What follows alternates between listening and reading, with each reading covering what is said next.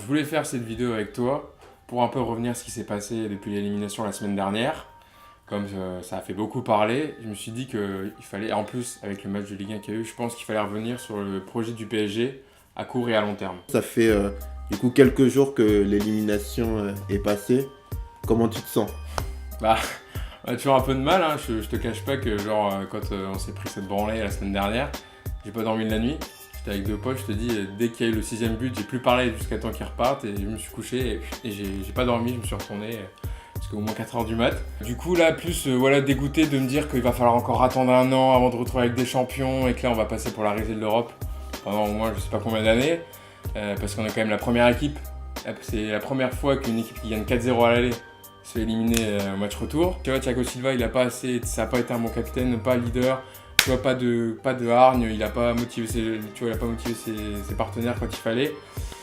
Et Emery, peut-être, oui, j'aurais un petit reproche à lui faire de ne pas avoir mis Pastore quand même, parce qu'il fallait un joueur pour tenir le ballon, notamment à la fin du match. Moi, je l'aurais fait rentrer même peut-être à la mi-temps. Nasser, il était super dégoûté, donc je pense qu'il a vu qu'il y avait des choses à changer. C'est pour ça, tu vois, d'ailleurs, qu'il a dit il n'y a pas longtemps là, dans le Parisien qu'il y a beaucoup de choses qui allaient changer. Je pense que c'est Paris vraiment qui a permis à Barcelone de créer l'exploit, et non Barcelone qui a hyper bien joué, qui a remis les choses à sa place, comme j'ai entendu beaucoup de monde dire ça. Alors, moi, je pense que c'est archi faux. Je pensais qu'ils avaient enfin franchi un palier, tu vois, qu'ils allaient enfin passer l'écart, tu vois, je pensais.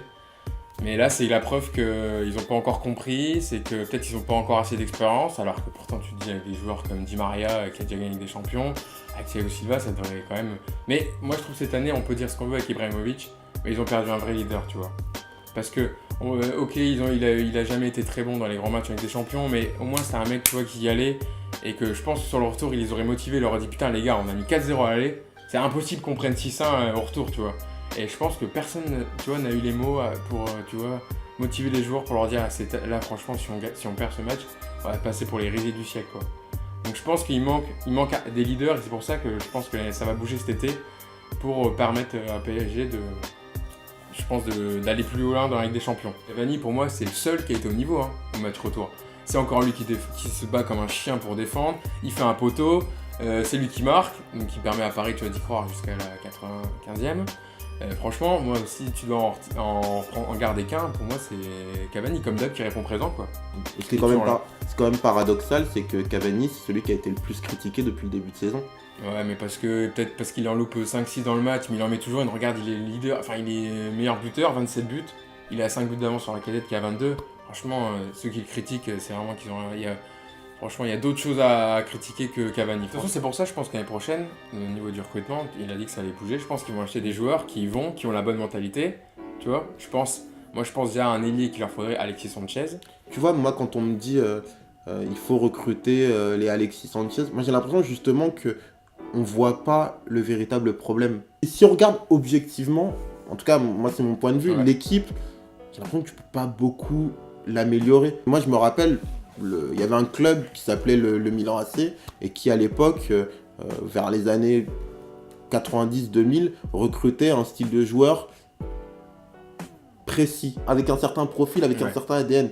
Et j'ai l'impression que c'est peut-être ce qui manque. Tu vois, après les plusieurs affaires Aurier, je peux te dire que ça aurait été dans un club comme le Bayern ou le Real, ça se serait jamais passé comme ça. Tu critiques l'entraîneur et les joueurs en train de fumer une chicha, c'est pas la fête, hein, tu vois. Bon, après, faut pas non plus en faire une grosse affaire, Aurier. Mais tu vois, je trouve que c'est représentatif un peu de ce que les joueurs peuvent se permettre, tu vois.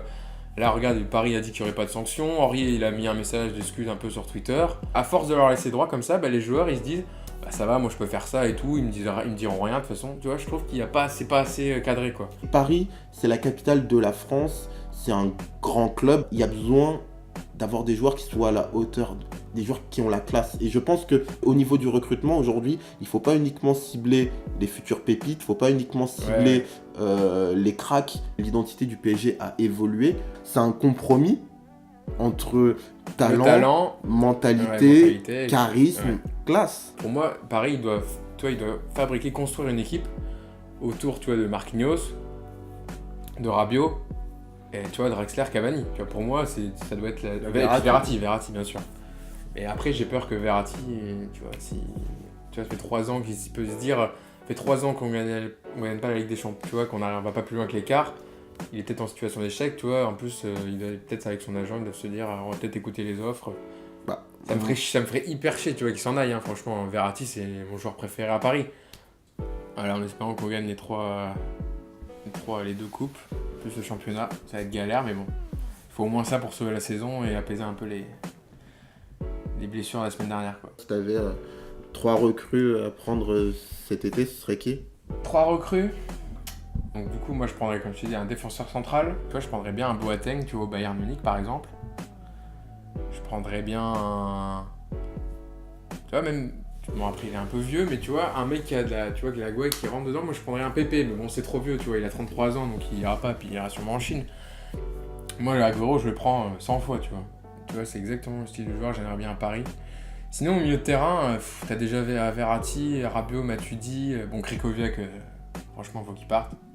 Tu vois, ça, c'est une grosse erreur de recrutement. Parce que t'as une Nkunku qui fait des très bons matchs. Ben Arfa, moi, tu vois, j'aimerais bien qu'il joue plus, tu vois, je le garderais parce que, on peut dire ce qu'on veut, mais il a quand même vachement mûri par rapport à ses autres années. Peut-être que là, il aurait gueulé, ou qu'il aurait fait une ITV dans l'équipe, dans le Parisien, pour dire j'en ai marre, je joue pas. Mais tu vois, là, il est toujours au service tu vois, de l'équipe. Attends, il dit rien, il a pas joué les 2 matchs contre Barcelone. Il le fait rentrer 5 minutes à chaque fois, et il ferme sa gueule, il travaille et tout. Moi, franchement, Ben Arfa, tu vois, c'est un joueur que je garde. Après, je pense qu'il va vouloir peut-être jouer plus, je sais pas s'il va partir, mais voilà, il faudra recruter un ailier, t'es d'accord si Ben Arfa il s'en va, non? D'un point de vue purement sportif, il manque une doublure à Cavani. Le reste, c'est des joueurs de classe. J'espère que les dirigeants ils feront les bons choix l'année prochaine.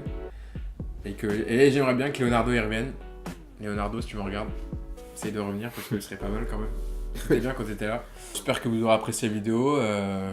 Que même si vous n'êtes pas pour Paris, bon, vous ressentez la douleur qu'on a eu quand même, les supporters parisiens. Mais voilà. Et pour les supporters de Monaco, j'espère qu'on va vous doubler avant la fin, puis qu'on aura le championnat pour nous, quoi. Voilà. Ok. Non, sinon, voilà. Merci Flavien de m'avoir merci Hugo. accordé cette vidéo.